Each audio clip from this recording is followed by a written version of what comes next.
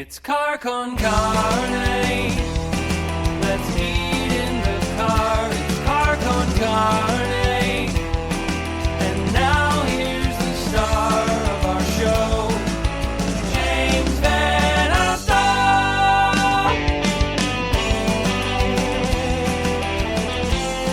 And welcome to Car Con Carne. I'm James Van Alstyne.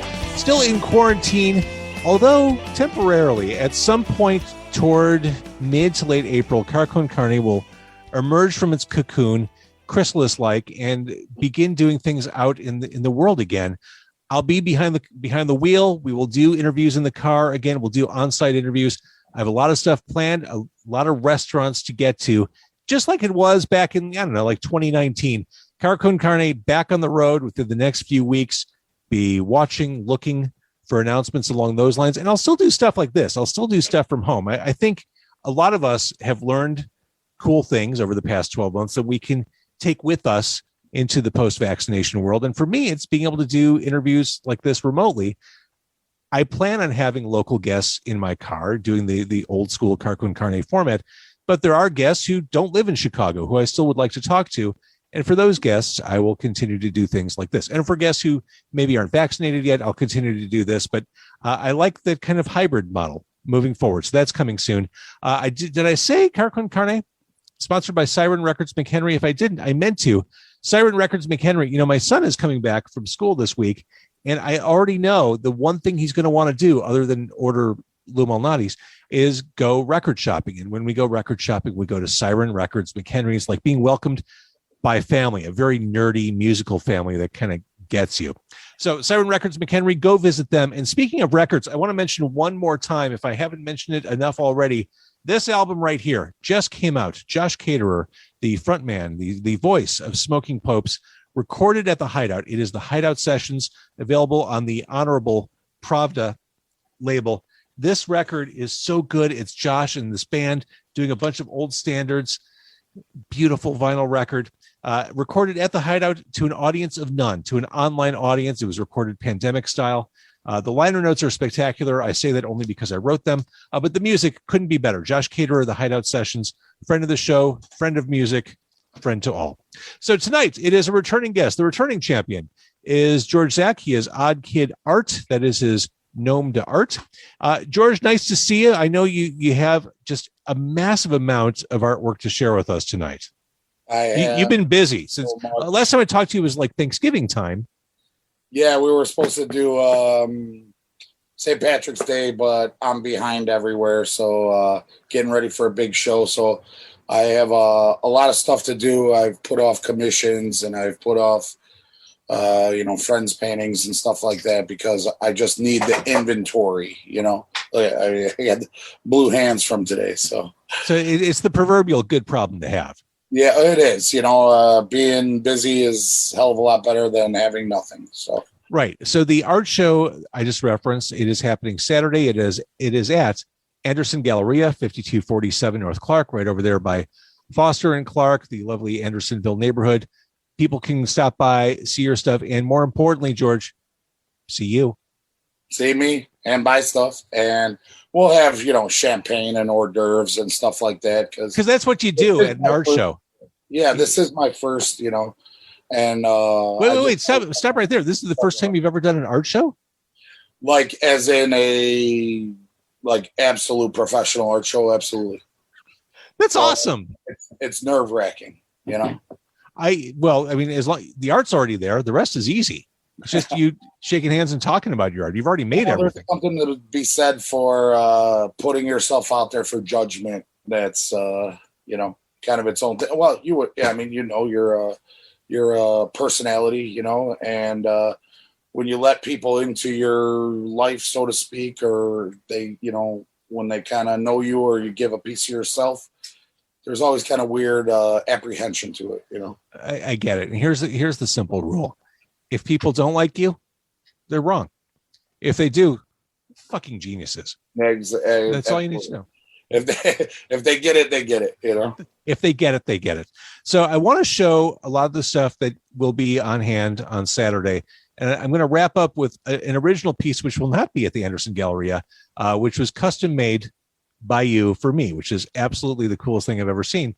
But before we get there, let's talk about what we're going to see at the show. Sound good? Yeah, absolutely.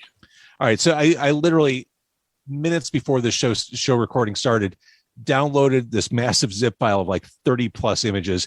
They're in no order other than the way they tumbled into this folder. So we're going to kind of wing it here. I'm good with a paintbrush, not a keyboard. I understand. All right. So we're going to try to blast through these because these are a lot of images to share tonight. Let's just start rolling through. What are we looking at? This is just a poor fluid art painting that I did. It's one of those ones where I hate it. And the ones I hate and kind of end up framing are the ones that people are like, I love it. And this actually goes with another heart that's blue on the top. So it's like a 2-piece set. And it's, sorry that they're out of order. It's weird. The ones that I don't like personally are the ones that get the like greatest reception, and this was a fluid art, it's a pour and whatever. And it kind of came out this way. And when I looked at it and I poured some more, I, just kind of threw splashes on it. And it did look like, I embellished it to be, more heart shaped, but, and everybody that's seen it absolutely loves it, and I can't stand it. So somebody buy it, I'll discount it. Isn't that funny though? You never know what's going to pop. You never know. It's so strange too, because the ones that I like spend so much time and effort, and they're like a, in a weird way, like a child of yours or something, like, not that dramatic, but the ones that I'm like, man, I love that one. People are like, yeah, it's great, but I like this one. Of course. Funny. All right, now this is cool. This looks like something that came out of 1965. It's very, Picasso-ish, whatever. I had artist block, very much like writer's block or whatever. Well, when you're sitting looking at a blank white canvas, a lot of times you're just like, and I just started drawing like squiggles and lines and whatever, and it kind of came out. And there's also another photograph of this that shows it in black light, because what I've been doing lately and experimenting with is paints that look different in different lights, strong metallics. There's a company called Culture Hustle that makes the absolute best paints in the world. And they only make, 30 paints or whatever, but it's, the black is black, the pink is pink, the glowy is glow, and to play with these things. One of the ones you'll probably bring up at some point is this weird rabbit that I did with the, psychedelic carrots. And that one is actually hypercolor. So if you warm it or you put your hand to it or whatever, it changes color. And this was one of the ones that started with it. So I experimented. If you could pull up the blacklight version of this one, it's yeah, exactly. It's all these things that I'm doing are very duality.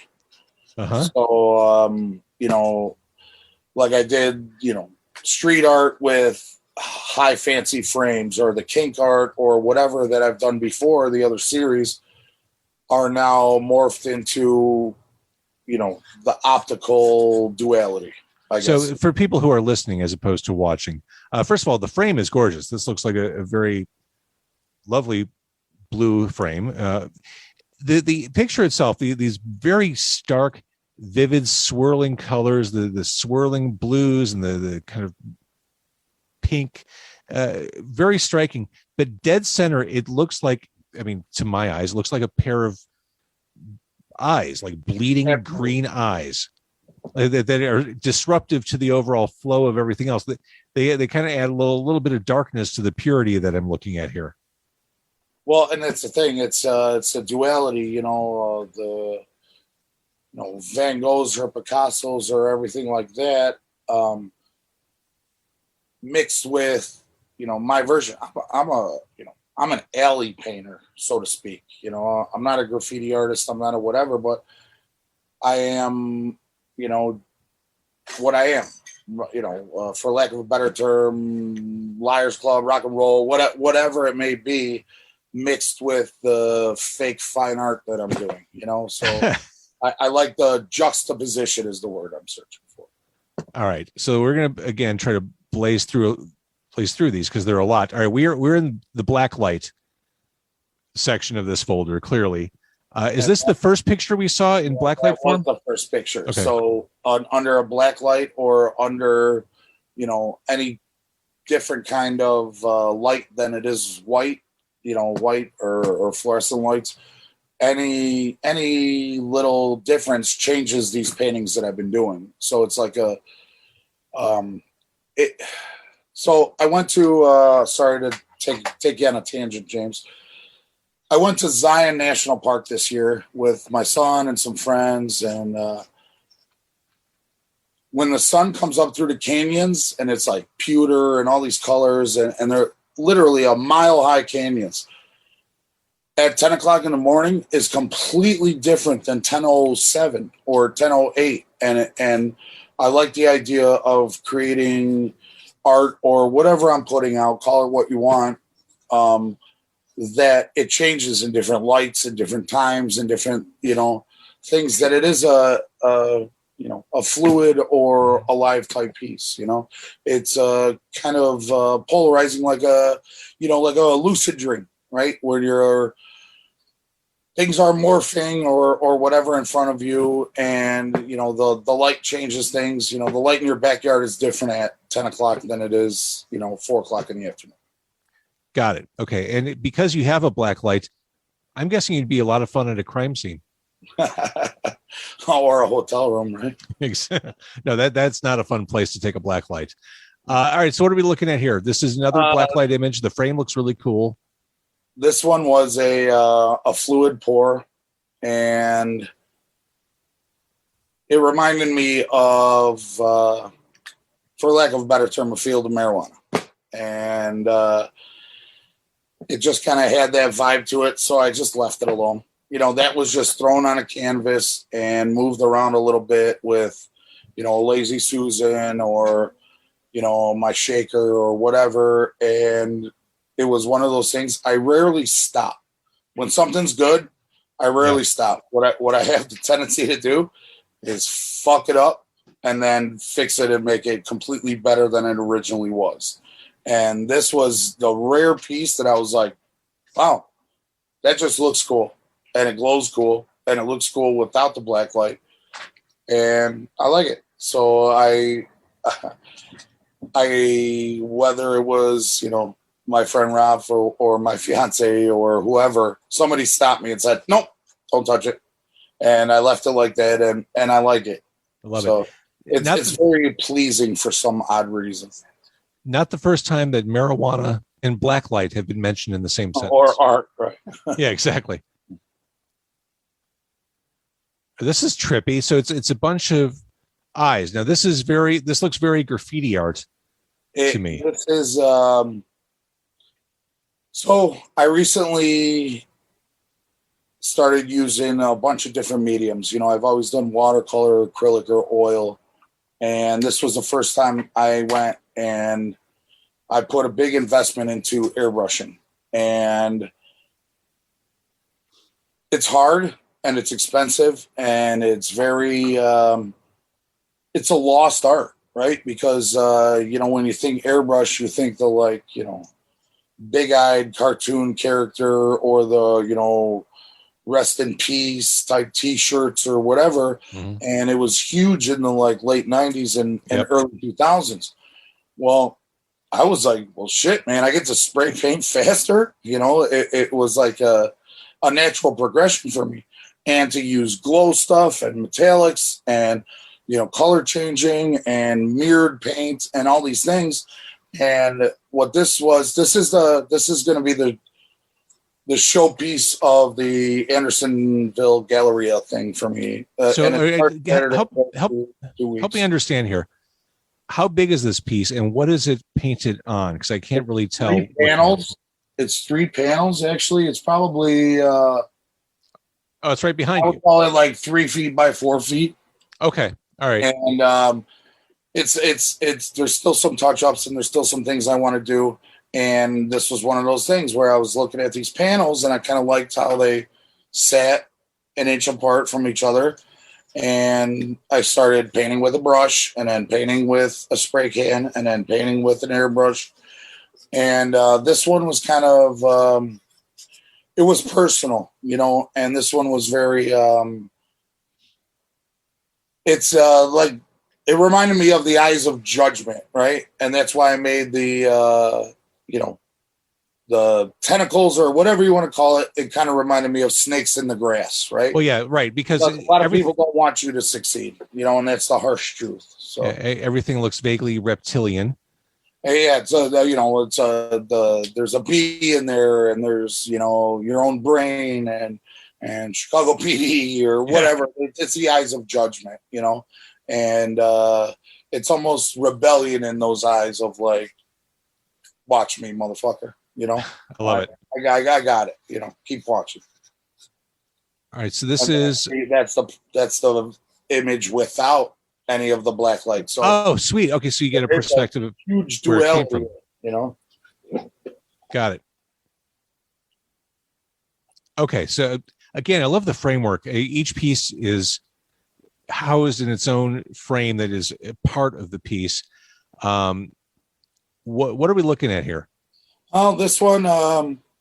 So there's probably a lot of your listeners and myself included that played a game called Call of Duty, and they had a mini game within the game that was the zombie game. And you know, there was another one that was in the arcade that you shot with the guns or whatever. But you know, zombies break it in the house and they kind of knocked off the boards, and you either nailed them back up or shot them. And I had gotten this glowiest pink and the glowiest yellow or whatever from Culture Hustle, and when I started playing with it, it reminded me of haunted house paint. And you know, what do you see in the haunted house? Like, you know, dead inside, or don't come this way, or help me, or whatever, right? And I just kind of like, I saw it as this, you know, this window of, you know, a haunted house. It's an October piece, but I liked what it was doing. And you know, I had this frame which was actually from an old manger that's so one of the neighbors was throwing out, that they put out for years. I love it. I don't know if they like the idea that I used their you know, Christianity manger to make a zombie death window. and happy Easter, by the way. I love horror stuff, so this one, it speaks to me especially. This one also has a blacklight version, which is, of course, it's unbelievable. So there it is. Yeah, exactly. The very dawn of the dead, you know. Oh, hang on, I'm getting ahead of myself here. So this is a butterfly?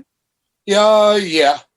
So what I did was, for this one, I was just I wanted to make something street art but pretty. And what I did was I took the background and I made it, you know, a wall in Logan Square that's been painted and painted and painted and painted and power washed and stripped over and painted again and spray painted on. And I liked it. The wall, the background itself looked amazing. And I kind of thought to myself, it's almost like, you remember the book from high school or grade school, A Tree Grows in Brooklyn? Of course. So it's very like, you know, that weed between the cracked cement, or, you know, perseverance, or, you know, whatever kind of version of that. And it's like, so I took the Vanta Black and the Black 3.0 from Culture Hustle and put it on there. And that captures, that refracts 98.6% of all light. So when you see it in person, the black outline of the butterfly, like on this image, is standing out. And when you see it in person, it's nothing. It fades away. It's like a black hole. And again, we can see that in person at Andersonville Galleria. I wrote Anderson. That's a town in Indiana. That's a nowhere town in Indiana. Andersonville Galleria. Or a millennial kid's name. It's true. Andersonville Galleria, 5247 North Clark. All right, let's move on. This is a colorful piece. This looks kind of Aztec-y. What's this all about? This was another one when I had writer's block, or artist block, I should say. And the big eye in the center, I drew kind of an almond shape, and it came from there, and it got so intricate and intricate and intricate more that I went down a rabbit hole when it comes to like, oh, okay, now I need to pink this up, this line and whatever. And by accident, this was my first black light or different kind of piece, because unbeknownst to me, I made this piece and I used paints and I used paint markers and I used spray paint and I used all kinds of stuff. And I didn't know what it looked like under a black light, or if it glue or whatever. And 3 months after I made it, I just happened to put one of the black light bars I have down, and it shined on it, and it kind of blew my mind that was there without my knowledge, you know. And there's a black light version image that I sent you as well. Let's see if I have it. Oh, there it is. Oh, that's cool under the black light. It was by accident. Like I want to do these things on purpose, but I was like, holy shit, you know, like it was happenstance. I love it. All right, so let's move on to this. Looks scary. That's the monster in all of us, you know. I was right. It is scary. The gold of it, and the there's a lot of things I make that I don't make with intention in mind, but then come out. Like when I look at this now, what it means to me, and when I interpret, you know, going to the Art Institute or whatever, you know, however you interpret emotionally or thought-provokingly of any art, I made this as a pour painting and whatever, and it, you know, the eyes and the mouth and everything were gold. And it's, you know, the monster in all of us: chase money, chase fame, chase this, you know, go after things, you know, the green-eyed monster of greed or envy, or, you know, it's we're all fighting that one that's inside of us, and that's the yin yang or duality of nature, or, you know, whatever. In general, it's everybody has a demon they're fighting, you know. All right, all right. I'm not even sure how to describe this. With now, keep in mind, this is my first time seeing all of these. So red frame. It looks like a flat pig's face. Yeah, it's a big fat pig getting ready to roast with an apple in his mouth, you know. And I don't. It's funny that you brought that one up, and I, you know, framed it cherry red, like a, you know, bright apple in a pig's mouth. And maybe it's a chef thing or whatever, but, you know, I don't know. I really don't have anything to say about it. Well, it's fine. It kind of exists. It just kind of exists. If you're into original art and pork, this is your dream piece right here. Well, okay. So staying on the food tip, this is unexpected. It's the stoned rabbit with a bunch of carrots. Yeah. I mean, it's once again, it's you know, there's you as a podcaster, or someone as a writer, or a musician as a band. There's times that they have, you know, very direct things that they want to do, and then there's things that just kind of happen. You know, oh, I like that riff, or, you know, Keith Richards sitting on a plane and saying, I can't get no satisfaction, you know, and things of that nature. And this one just kind of came out, and it's weird. It has, Ralph, do you have a torch or something? This one is actually a hypercolor. It changes with temperature. So the outside, or the purple, turns pink. And it's one of those things where it's like, it's got resin. It's got, Vanta Black, or I'm sorry, Black 3.0. It's got glow in the dark. It has, hypercolor stuff on it.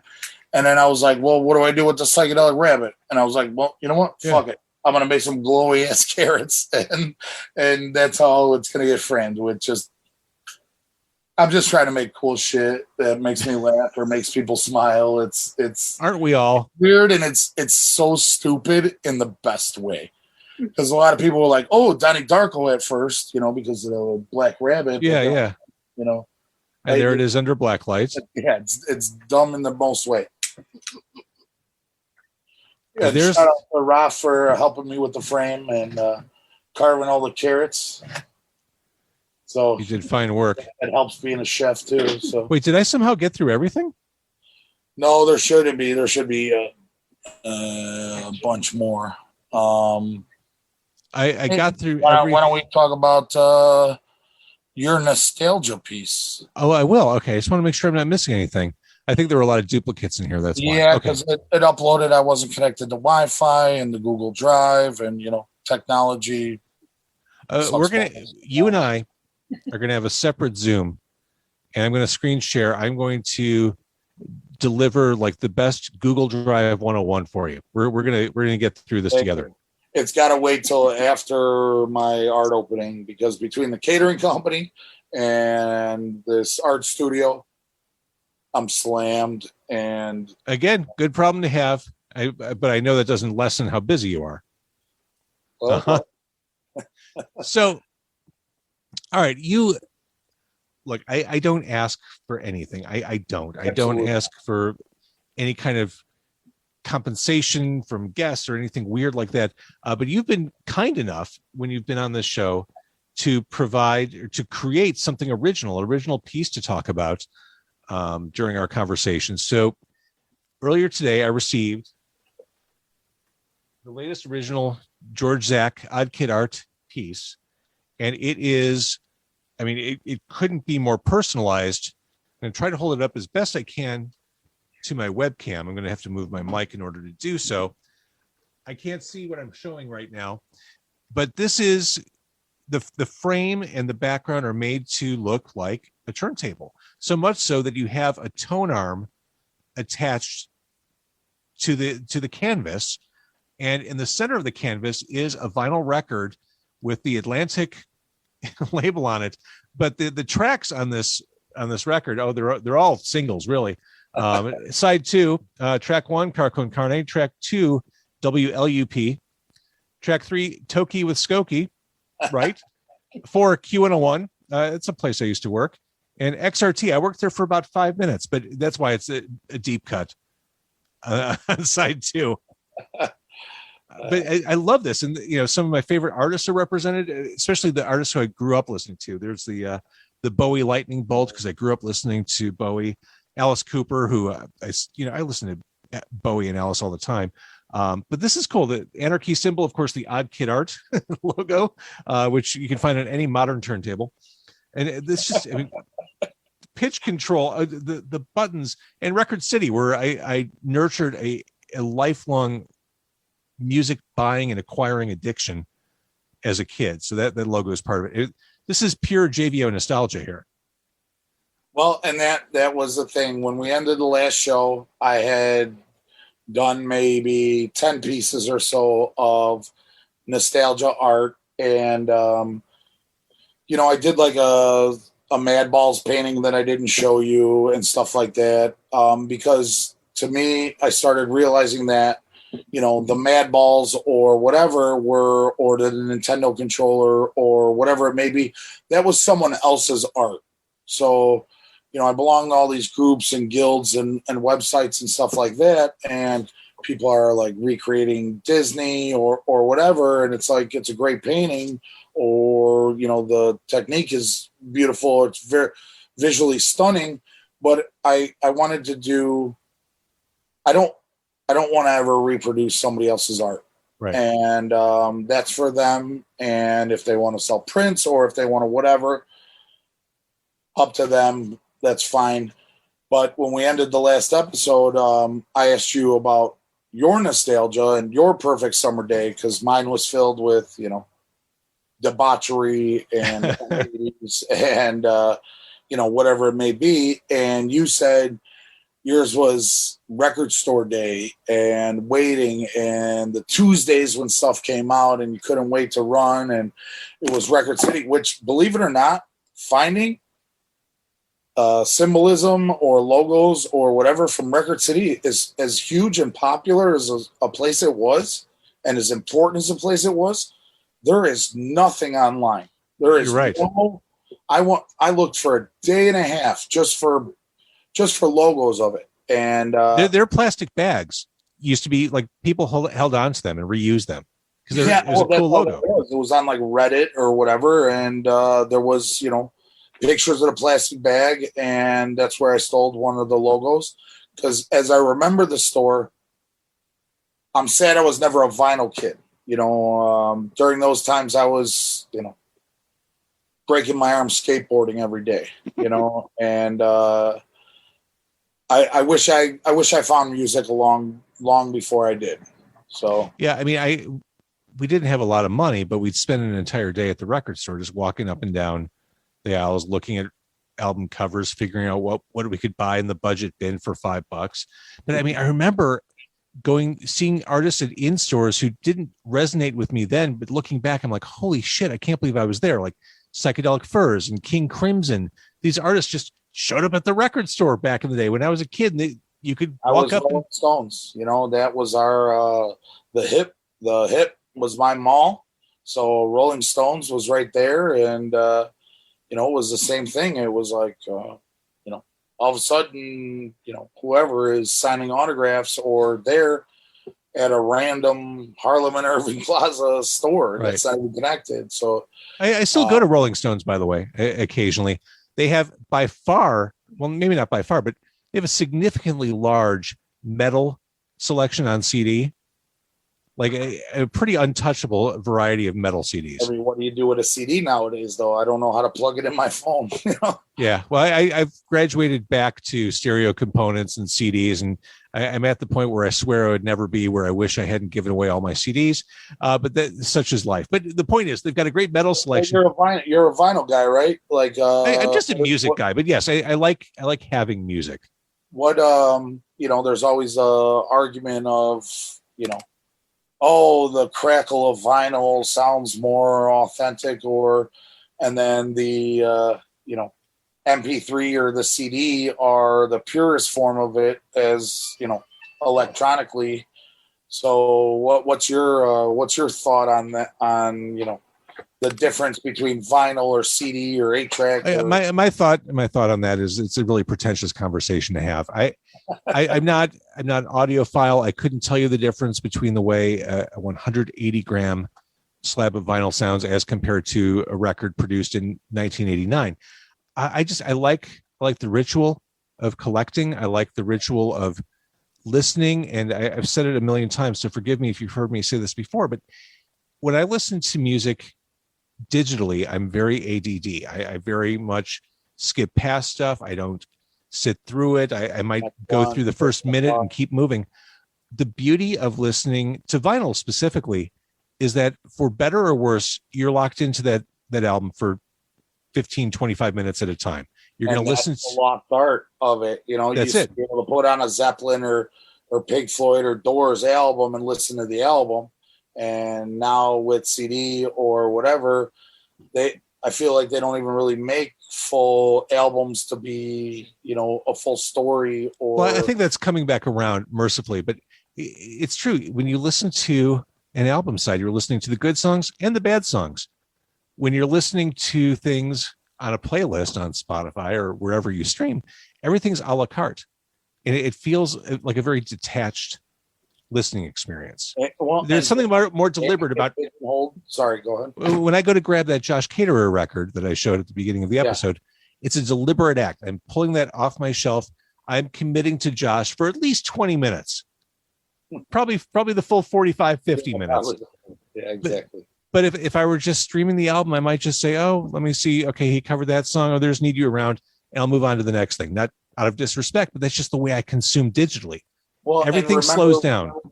remember what happened in like, late 80s and stuff like that, where, bands didn't want a single. They didn't want to have the, one hit wonder kind of Mr. Big or whatever kind of thing, where they were like, please don't put that out because we want to be known as a full band or a full, full artistry. So you get pigeonholed and, I guess that's once again, this duality or juxtaposition is like, would you rather have your 15 minutes of fame or none at all? Or, same thing with me. Would you rather be an artist or be famous or this or that? I just want to make cool shit. And that's it. You have to do the stuff that makes your heart happy. If you're doing it for any other reason, you're leading yourself astray. You can't. Purging. You have to get it out. It's great to make money doing what you enjoy. It's great to profit off your art, but if you create art specifically designed for profit, it'll explode in your face. It's not a long-term prospect. I would be painting. The biggest art that's sold for the last 100 years is, Seascape and ships and Boston Whaler and Yankee Clipper. Those are, no matter what, bar done, it's the biggest art that's consumed all the time. A very East Coast, antique clipper ship type seascapes or whatever. And if you want to be an artist to make money as a job, that's awesomely honorable, because you're putting goodness into the world. Or, you have people like me, like James, it's an obsession now. I have to get it out of me and I don't know how to stop. When I lay down to go to sleep, it's like a movie reel running with different pieces of art that I'm like, shit. Now I have 500 pieces in my head that I have to make. I love it. And so taking us back to the very beginning here, Odd Kid Art is the website. It is the Instagram persona. Yeah, it needs some tuning up, to be honest. Don't we all? Yes. I wish it would get some HGH like from the NFL or something, so you could feel a little better, And then Saturday night, 40 hertz, Saturday night, you will not be in Anderson, Indiana. Mercifully, you will be in Andersonville, over by Clark and Foster at the Andersonville Galleria. Love that part of town. 1 to 6, it's a daytime thing. They've curbed their hours since COVID, just like everybody, and they're a great place, man. It's almost a farmer's market of artists. So as I'm on the top floor doing, my show and champagne and blah, blah, blah, you can't even get to where my art show is without walking past 70 artists. I love it. There's everything from basket weaving to this, that, and the other. And it's cool. It was really cool, and all local handmade stuff and local artists, and, support it. Where everybody talks about restaurants and I'm a caterer myself, but, restaurants and bands and stuff like that. And, I support my clubs and I support my bands. People need to remember that there's, artists and knitters and, COVID mask makers or whatever, all out there needing the same help. So support local art, please. Thank you. All right. So George, thank you for the work you do and keep letting it pour out of you. Thank you so much for the nostalgia piece, which I hope people got a good sense of. I'm glad you like it. Oh my God. Are you kidding me? I love it. And go see this man, go drink champagne with him and celebrate his art Saturday night. Champagne and George Zak, that's a Saturday right there. That's great. It's surprising more people don't like that. All right, George, thank you for doing this again. Thank you, James. Always a pleasure, brother. I like making ones for you because you're appreciative and they're tailor-made, and that's an enjoyable thing. So keep up what you do, and we'll all keep listening.